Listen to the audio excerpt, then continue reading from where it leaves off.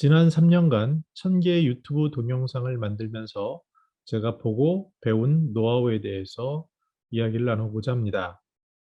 저는 비전문가인데요. 기술적인 측면에서. 그러나 방송적인 측면에서는 잠깐 언론대학원에서 방송을 잠깐 공부한 적은 있습니다. 그런데 여전히 이러한 쪽에 비전문가로서 직접 1000개 정도를 만들어 보고요. 그리고 매일 공부한 시간을 계산해 보니까 많을 때는 하루 종일도 했고, 또 50 플러스 재단에서 제공한 아주 좋은 프로그램인 유튜브 스쿨에도 참여해서 배웠고, 또 무엇보다 모 기관의 유튜브 PD로서 부족하지만 하면서 전문가를 활용하여서 이것저것 해본 경험을 바탕으로 유튜브 마케팅의 하우에 대해서는 좀 말을 할 수 있겠다라는 생각이 들었습니다. 특히 마케팅 관점에서는 뭐 20년 경력이 있기 때문에 그 관점 측면에서 보면 고객 구매 경험 동선이라든지 또 지속 가능성을 확보한다. 그리고 통제 가능한 마케팅이라는 측면에서 나눠볼 수 있을 것 같습니다. 안녕하세요. 저는 시니어 라이프 비즈니스를 연구하는 최학입니다. 먼저 유튜브 마케팅에서 지난 3년간 뭐 3,000개 정도를 만들어 봤다라고 말씀을 드렸는데요.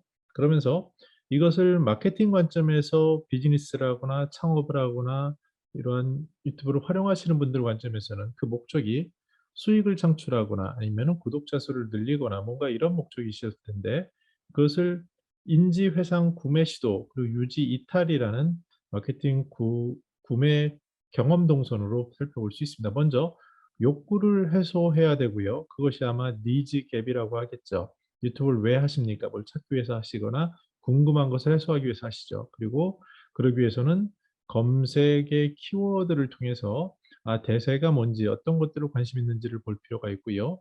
무엇보다도 동일한 콘텐츠가 너무 많기 때문에 경쟁자는 어떻게 하고 있는지, 즉 가장 뭐 검색이 잘 되는 분이겠죠. 그분은 어떻게 하는지, 그분과 나는 차별을 어떻게 할지 이런 것들을 고민해 볼 필요가 있습니다.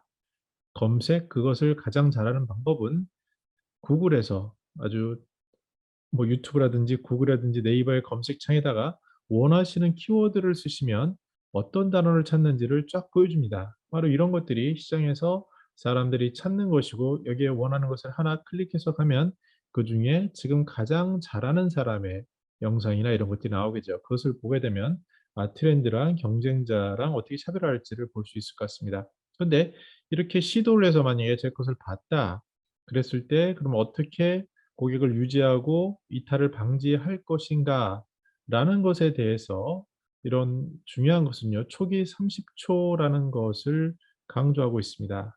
바로 스튜디오에 가 보시면 아시는데요. 요새 이제 최근에 생긴 건데, 시청 지속 시간의 중요한 부분이 뭐냐 해 가지고 초기 30초 지점에서 계속 시청 중인 영상과 그렇지 못한 것, 그리고 오른쪽 하단에 보시면 기울기를 보이는데 지금 이것은 굉장히 잘 된 케이스라고 보이는데요. 초반에 급격히 이탈하는 것을 볼 수 있습니다.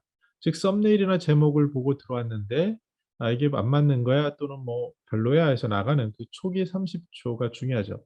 근데 제가 많은 분들을 보게 되면 특히 이제 시니어들인 경우에는요. 옛날 방식은 그렇습니다. 나는 누구입니다. 목차는 이렇습니다. 이런 말씀을 하는데, 그렇게 하다 보면 도중에 다 나가게 되는 게 유튜브 마케팅의 현실입니다. 그래서 초반에 관심 있는 얘기를 하고 그다음에 이후에 하는 것을 초기 30초를 지나서 하는 것은 어떤가, 이런 것들을 구글의 트렌드를 통해서 알아볼 수 있고요. 더 중요한 것은 어떤 품질을 평가하는 것. 우리가 서비스나 제품을 샀을 때 초기 구매를 하고 지속할 것이냐 아니면 이탈할 것이냐를 결정짓는 가장 큰 것은 품질입니다. 즉 그러면 유튜브에서 어떻게 그 품질을 측정하느냐, 결국 시청 지속 시간으로 측정하게 됩니다. 그래서 아마 자주 보시는, 매일 구독해서 보시는 그런 프로그램을 보시면 뭐 시청 지속 시간이 끝까지이지 않습니까? 어떤 경우에 하루 종일 틀어놓는 경우도 있을 것 같고요. 그런 것들이 굉장히 중요하고, 이것이 광고에 영향을 미치기 때문에 유튜브에서 중요하게 취급하는 겁니다. 자, 그러면 추천의 단계까지 가기 위해서는 어떤 전략이 필요할까를 고민해 봤습니다.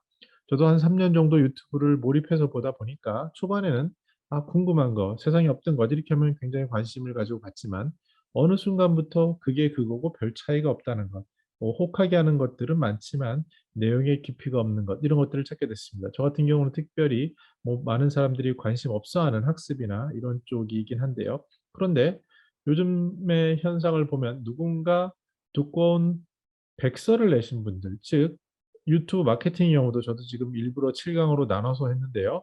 뭐 한편으로 끝날 수 있겠지만 이것을 뭔가 조금 더 깊이 있어 보이게 하는 것, 그것이 아마 교과서 같습니다. 저도 교과서를 쓰는 아르바이트를 좀 많이 하기도 하고 또 책을 내기도 해봤는데 예전에는 얇게 간단하게 쓰는 게 좋다라고 생각을 했지만 유튜브 마케팅을 하면서 차별화하기 위해서 중요한 것은 바로 누가 더 깊이 있게 그리고 전체를 망라한 만약에 판이라고 한다면 그 판 전체를 구석구석 세밀하게 제공할 수 있는가, 그러면서 선점할 수 있는가가 키라는 것을 알게 됐습니다. 마치 마케팅 해보신 분은 알겠지만 필립 코틀라의 마케팅 관리론이 처음 나온 책입니다. 아마 많은 분들이 이거 가지고 공부하셨을 텐데 벌써 제13판이고요.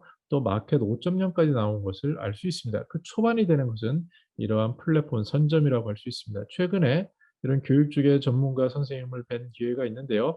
그 선생님의 접근 방식은 달랐습니다. 그분은 접근하고자 하는 곳에 대한 전체 판을 그리고 그것에 대한 밑그림을 그리고 그것을 정확히 콘텐츠로 제공하는 작업, 그것이 책으로 나오고요. 동시에 그것이 영상으로 나오고 뭐 이런 것들을 보면서 아, 저렇게 해서 선점을 할 수 있구나라는 것을 느끼는데 자영업자라든지 비즈니스를 한다든지 이런 분들은 이런 필요성이 있어 보입니다.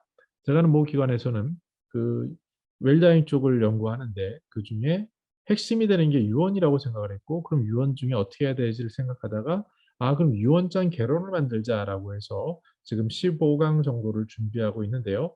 뭐 구독자도 별로 없고 보는 사람도 없겠지만 어느 정도 시간이 지나면 그 내용이 좋다면 그 내용을 가지고 분명 사람들은 환호할 것이라고 생각이 듭니다.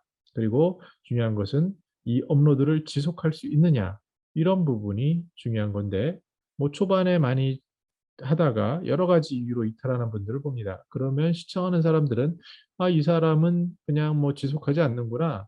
뭐 물론 다 각자의 사정이 있겠지만 이것은 채널을 통해서 그 시청자와 소통하는 건데요. 그것에 대한 약속 그런 것들을 지속하고 예를 들어서 점포가 아주 잘 나가는 점포를 할지라도 문을 완전히 닫는 것과 그 예측을 뭐 꼭 정기적일 필요는 없는 것 같습니다. 그러나 주기적으로 어느 정도 콘텐츠를 업로드함으로써 소통하는 것은 큰 차이가 있는 것 같습니다. 그러면 그다음 질문으로 어떻게 지속 가능하게 할 거냐? 그리고 더 중요한 것은 이것이 통제 가능한가라는 겁니다. 이 망망한 뭐 망망대해 같은 유튜브에서 지금 뭐 너무나도 많은 크리에이터들이 있고 하루에도 엄청난 콘텐츠가 쏟아져 나오는데 내가 이거 하나 한다고 뭐가 바뀌겠어? 이런 생각을 할 수 있어 보입니다. 그런데 저는 3년 정도 해보니까 바뀔 수도 있겠다라는 생각이 듭니다. 저처럼 뭐 900개 이상 만들면서 구독자 10,000명 하는 거는 이제 실력이 좀 부족한 것 같고요. 여러 가지 부족한 부분이 많이 있죠. 그럼에도 꾸준히 하다 보니까 어떻게 그냥 10,000명까지 가는 것을 보게 됐습니다. 그래서 중요한 것은 예전에 이제 유튜브 관련된 책을 보면은 선배 그 전문가들은 그런 얘기를 하더라고요. 물량 공세의 법칙이 중요하다. 물량 공세를 지속할 수 있는 게 가장 중요하다라고 얘기를 했는데 아마 그렇지 않을까라고 저는 현재 갸우뚱하지만 그런 생각을 하고 있고 저는 이게 저의 일의 업이기 때문에 저는 이것을 뭐 계속할 수 있기 때문에 시간이 지나도 구독자 수가 몇 명이든 저의 연구는 계속될 것이고 그러다 보면 지금보다는 더 세밀하고 전문적으로 더 되지 않을까라고 기대해 봅니다. 근데 지속 가능성에 있어서 제가 여러 기관들을 보면서 투자 비용을 고려하게 되었습니다. 어떠한 새로운 기관이나 큰 기관은 야, 유튜브 마케팅 하자 그러면 먼저 조직을 세팅을 하죠. 그러면 거기에 작가 선생님부터 해서 촬영 기사 하시는 분, 그리고 뭐 PD도 기획하시는 PD도 있고요. 또 편집하시는 분, 그리고 또 카메라도 뭐 한 대가 아니라 6대, 뭐 이렇게 하면서 여러 가지 복잡하게 되고 그 팀을 세팅을 하는데 그러는 순간 그 비용 구조를 감당할 수가 없습니다. 그래서 최근에 짠하고 나타났다가 사라지는 대부분의 경우는 그러한 것들이죠. 그러나 방송국 같은 경우는 이미 만들었던 것을 유튜브로 전환을 하니까 그거에 별개라고 하더라도 중요한 것은 야, 이 투자 비용을 내가 감당할 수 있을까? 그런 것에 대한 진지한 고민이 필요합니다. 장비에 대해서도 저 같은 경우는 뭐 별로 투자할 여력도 없었지만 지금 현재 이 화면을 촬영하는 것은 마이크 한 대뿐입니다. 물론 줌이라는 것을 통해서 하고 있고요. 그 외에 뭐 조명이라든지 아니면 웹캠이라든지 그리고 또 뒤에 스크린이라든지 뭐 여러 가지를 생각할 수 있지 않겠습니까? 근데 그런 시도들을 다 해 봤는데 시청자들이 과연 원하는 게 뭔가요? 뭐 제가 그렇게 잘생긴 얼굴도 아니고 본다고 좋아하실 것 같지는 않고, 그러나 얼굴로 보여주는 건 중요한 것 같습니다. 근데 굳이 그렇지 않다면 '이렇게 그림을 놔도 되지 않을까?'라는 생각을 하고 있고요. 중요한 것은 그 내용이고 더 중요한 것은 목소리라는 것을 알게 되었습니다. 저의 지적 중에 가장 많은 것이 "음악을 놨을 때 시끄럽다."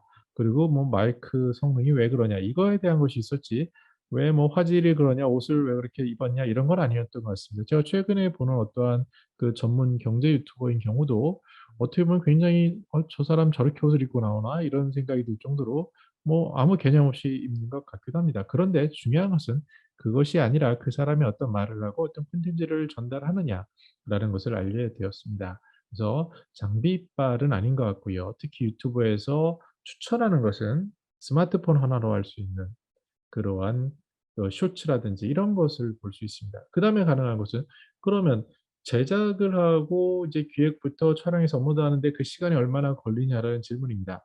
초기에 저와 같이 교육받았던 선생님들은 물론 저와 성격이 다른 외부 촬영이 많으신 경우에는 다르죠. 그런 경우에는 편집만 하루, 이틀, 3일 이렇게 하시는 분들을 많이 뵀습니다. 아, 그게 가능할까? 그리고 전에는 미디어 쪽에 대한 컨설팅을 한 적이 있습니다. 그러면서 뭐 여러분들도 이름만 대면 알 만한 유명한 그 감독, 젊은 감독님하고 인터뷰를 했는데요. 그때 그분한테 놀란 것이 3년 전입니다 벌써. 그 그분은 젊은 분인데 스마트폰 하나로 촬영을 한다고 합니다, 영화를. 물론 뭐 1인 제작 많으니까 그렇죠. 그리고 나서 집에 가서 혼자서 그것을 편집을 한다고 합니다. 즉 영화 촬영부터 편집까지 하는데 혼자서 다 하는 거죠.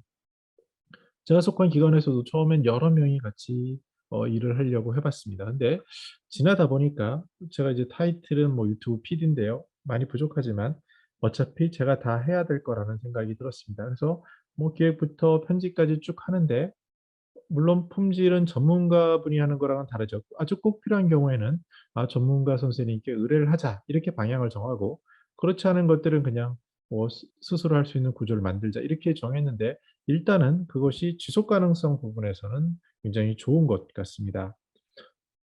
뭐 장비, 이렇게 화려한 장비를 하면 좋지만 보시는 분들이 이걸 기대하시는지 그 내용과 느낌에 따라 다를 것이고요. 무엇보다도 스마트폰 조그만 화면으로 보는데 거기서의 차이는 생각보다 크지 않을 수 있겠다. 더 중요한 것은 '이게 지속 가능한가?'라는 진지한 질문에 답을 해야 된다는 겁니다. 이렇게 스마트폰으로 하시는 분들이 많고, 대형 유튜버 중에서도 최근에 심사임당도 최근까지 스마트폰으로 했다고 하는데요. 현재도 화면 하나로 그냥 원컷으로 잡아서 하는 것을 볼 수 있습니다. 자, 그러면 통제 가능해야 되는데 이거 유튜브에서 뭐 하게? 뭐 저 같은 경우도 조회수가 그렇게 많지 않습니다. 그리고 구독자 올라가는 거는 뭐 너무나도 지난한 과정이었습니다. 이게 지금 3 년의 곡선인데요. 3년 동안 구글에서 딱 4 번을 밀어줬어요. 그때 이제 구독자들이 증가하면서 지금의 10,000명 좀 넘는 이렇게 그렇게 되었습니다. 이렇듯이 저만의 능력을 가지고 아니면 제가 SNS에 전파해서 구독자를 늘린다? 불가능해 보입니다. 특히 그것들은 전문가들은 추천하지 않는데요. 가장 큰 이유는 그렇게 했을 때 뭐 지인이 추천해서 들어와 봤지만 관심 사항이 아니니까 이탈하게 되면 앞에서 말씀드린 초기 30 초의 법칙이라든지 시청 지속 시간, 가장 크리티컬한 그 평가 측정 항목에서 뭐 꽈락을 맞게 되는 거죠. 그러면 그 영상은 더 추천할 기회조차 잃게 됩니다. 그래서 어떻게 조언을 하냐면 전문가들은 영상을 올리고 아무에게도 알리지 말라라고 합니다. 그러면 이 유튜브 로직에서는요, 제 구독자를 중심으로 노출을 하게 됩니다. 근데 그 수가 뭐 100 명도 안 되는 경우에는 거의 없겠죠. 근데 여기서 놀라운 게 있습니다. 그것을 본 사람이 시청 지속 시간이 길고 또 만약에 댓글이나 이런 것으로 좋아요라는 표현을 했다라고 한다면 어느 순간 시간이 지났는데 구글에서 봤을 때 저거는 이렇게 질적인 성과가 좋은데 조회수, 노출이 적구나라고 느꼈을 때 그중에 그 콘텐츠를 집중적으로 밀어주는 그런 일을 합니다. 그것을 바로 제 경우에도 4 번의 그 곡선으로 볼 수 있는데, 대부분 다 1년 전, 2년 전 이렇게 찍었던 영상들을 1년 후, 2년 후에 노출하는 경우를 볼 수 있습니다. 물론 저 같은 경우는 좀 예외일 것 같고요. 더 잘하시는 선생님들은 뭐 영상 처음 1-2개 가지고도 폭발적으로 늘어나는 것을 볼 수 있는데요. 그러나 많은 분들은 아마 이렇게 지난한 과정을 겪을 것으로 생각이 됩니다. 그래서 구글 로직을 이해해야 된다라고 전문가 선배님들은 그런 조언을 많이 하시는 걸 들을 수 있습니다. 더 나아가서 이것을 왜 하느냐에 대한 생각에서 one source multi use라는 것을 이해하실 필요가 있습니다. 예전에는요, 저도 책을 많이 내는 것에 작업을 해봤지만 책 한 번 내는 게 만만한 일이 아닙니다. 장난이 아니죠. 근데 요새는 PDF 출판이라고 해서 크몽이나 이런 곳에 올리는 분도 있는데요. 저 같은 경우는 지금 보시면 원고를 만약에 있다, 저는 원고도 썼었죠. 원고가 있으면 원고가 있고, 그거를 모아서 하면은 책이 되는 거고요. 그 다음에 이렇게 PPT로 하면 PPT 장면을 모으면은 PDF가 되는 거고요. 그리고 지금처럼 이렇게 쪼개서 하면 영상이 되는 거고, 이 영상을 모으면 하나의 또 강의가 되는 거고요. 이런 식으로 여러 가지로 쓸 수 있는 one source multi use, 이런 것들의 가능성을 봐야 되고, 그것이 바로 컨텐츠가 갖는 어마무시한 힘이라고 할 수 있습니다. 다행히 또 이 컨텐츠는 사라지는 게 아니라 구글이 존재하는 한 어딘가 둥둥둥 떠다니게 되고요. 그것을 누군가가 퍼나르고 어느 순간 또 생각하지도 못한 곳에서 이 영상을 보면서 도움을 얻었다 또는 추천한다, 이렇게 할 수 있는 그 매직, 마술이 펼쳐질 수 있는 그러한 4차원 시공간의 그런 개념이라는 생각을 해 보았습니다. 정리해 보겠습니다. 유튜브 마케팅 하우에 대한 건데, 제일 중요한 것은 제목과 썸네일입니다. 물론 제목을 어떻게 할 것인가, 썸네일을 어떻게 할 것인가, 잘한 것을 이렇게 킵해 둬서 보고 배우라라고 하는데요. 저 같은 경우도 노력을 하지만 쉬운 일은 아닙니다. 그렇지만 초기에는 제목과 썸네일이 80, 90%라고 하는데, 이것은 거의 불변의 법칙 같습니다. 그래서 이런 부분에 대해 고민을 많이 하는 것, 즉 제목과 썸네일이라는 것은 시장 환경을 통해서 어떤 것에 사람들이 관심이 있고 그것을 어떻게 그 니즈를 채워줄 것인가에 대한 고민이라고 보면 될 것 같고요. 마케팅에 있어서도 많은 경우 저렇게 되죠. 제가 너무 예전이긴 하지만 그 100만 명을 모집한 마케팅 경험이 있습니다.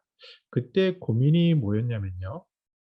그때 접근이 어떻게 하면 이 사람들이 내가 전하는 그 메시지, 홍보 메시지, 프로모션을 클릭할 것인가라는 질문이었는데, 그때 고민하다가 '아, 사람들이 원하는 게 뭘까?' 그래서 '아, 그건 통장이지 않을까? 그럼 통장 안에 뭔가 숨어 있을 텐데, 그러면 여기에 꽝이 없는 복권도 있을 수 있고 여기에 엄청난 선물도 있을 수 있겠네.'라는 아주 단순한 그런 생각. 근데 그 생각을 하기까지 많은 사람에게 물어봤고 고민을 진지하게 했었던 기억이 납니다. 마찬가지로 제목이나 썸네일은 일상생활에서 고민하는 그런 것들이 바로 반영되는 것이 아닐까라는 생각이 들고요.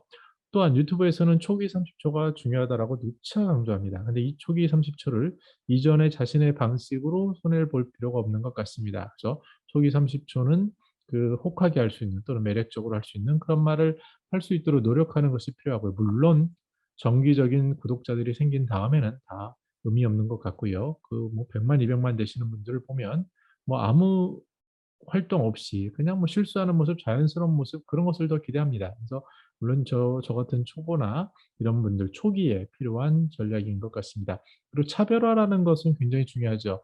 그리고 특히 이제 재미가 없는 저 같은 스타일의 이런 경우에는 그럼 무엇으로 차별화를 할 것인가? 보다 전문화이지 않을까? 그리고 아까 말씀드린 백서처럼 빼곡히 정보를 전달하는 것, 그리고 시니어 라이프 비즈니스에 관련된 생각하지 못한 영역까지도 제공하는 것들, 그런 것들을 넓히는 것이 아닐까라는 생각을 해 봤고요. 더 중요한 것은 사람들은 시간 속에서 신뢰를 쌓기 때문에 제가 유튜브를 꾸준히 하면서 '아, 저 사람은 시니어 라이프 비즈니스를 하는 거야.'라는 브랜딩이 형성이 된다면, 저는 최근에 한 5년 전부터 명함을 안 가지고 다니는데, 왜 그러냐면 그때는 이제 블로그를 오래 썼기 때문에 검색을 하면 물론 제 이름이 굉장히 특이합니다. 그래서 검색을 하면 저밖에 안 나왔습니다. 그래서 그래서 됐는데 '그럼 유튜브도 할 수 있을까?'라고 생각을 하고 유튜브도 이렇게 하다 보니까 다행히 제 이름이 특이하기 때문에 구글이나 유튜브에서도 제 이름이 검색이 되면, 그럼 거기에 제 이력서라든지 저의 내용을 설명하면 굳이 명함이 필요 없는, 대단하고 대단한 사람이 아니지만 이름이 특이하다는 것으로 혜택을 많이 보고 있는데요. 더 중요한 것은 시니어 라이프 비즈니스라는 것을 검색을 하면 트래키가 이렇게 나오는, 그것이 만약에 제가 이제 비즈니스에 20년 했다고 했고요. 유튜브는 3년 했는데, 이것을 만약에 제가 20 년을 더 했다고 한다면, 그러면 전 세계에서 이런 시스템이 유지되고 제가 계속 노력을 한다면 하나의 플랫폼으로 장기 브랜딩으로 더욱더 자리 잡지 않을까라는 기대를 해 보고 있습니다. 가장 중요한 것은 '통제 가능한가.'라는 겁니다. 많은 사람들이 저도 벤처를 뭐 4 개를 만들어 봤는데요. 하고 싶은 건 너무 많죠. 근데 개인이라는 아주 자본도 적고 뭐 여러 가지 여력도 적은 사람들이 뭘 할 수 있겠습니까? 어 저는 운이 좋게 시니어 선배님들 중에서 정말 그 사업이나 아니면 여러 가지 영향력 면에서 어마어마하신 분들을 뵙는데요. 그분들의 공통점이 하나 있는 것 같습니다. 그분들은 모든 것을 다 한다 또는 모든 것을 다 하려는 것에는 관심이 없는 것 같고요. 당신이 지금 통제 가능한 것은 무엇인가? 라는 아주 정확한 명확한 통제 가능성의 스코프를 맞춰서 활동을 하는 것을 볼 수 있었습니다. 그런 것 같습니다. 성공하신 분들의 법칙이 있는데 내가 뭐 뜬구름 잡는 식의 하는 것은 젊은 날에 가능해 보이지만 그러한 것은 이 냉철한 현실 세계에서는 먹히지 않는 것 같습니다. 중요한 것은 우리가 가진 자원, 우리가 가진 역량 이것을 가지고 어떻게 통제 가능하게 할 수 있을 것인가. 그래서 저는 최근에 굉장히 행복한 게요. 저의 삶을 통해서 '내가 뭘 통제할 수 있을까.'라는 것을 고민해 보니까 어느 기관에 속하는 것, 회사에도 여러 번 속했지만 뭐 많이 잘리기도 하고 그런데요. 또 내가 어떤 지위를 갖는 것, 그것도 내가 지속 가능 것이 한 것이라기보다는 운이라든지 변수가 가능한데 제가 통제 가능한 것은 제 시간을 일정 부분을 유튜브를 고민하고 만드는 데 쓴다는 것. 이것은요 통제 가능하겠다라는 그런 깨달음을 얻었습니다. 그래서 삶이라는 게 자기가 통제할 수 있는 부분을 늘리는 것, 이것이 행복이 아닐까라는 생각해 보는데요. 정리해 보면 이렇게 유튜브 마케팅에 관심이 있거나 또는 이것을 하셔야 되는 분들 입장에서는 음 무엇보다도 통제 가능한가, 그리고 기본적인 팁들, 그리고 내가 이것을 왜 하는가, 그런 것들이 '어떻게 할 것인가.' 보다는 조금 더 중요한 생각, 고민이지 않을까라는 그런 생각을 해 보았습니다. 네. 여러 가지로 많이 부족하고 혹시 놓칠 수 있는 것도 있을 것 같습니다. 혹시 그런 것들은 댓글로 알려 주시고요. 더 궁금하신 일이 있으면 같이 공유하고 배우면 좋겠습니다. 저는 더 나은 시니어 삶 공동체를 연구합니다. 감사합니다.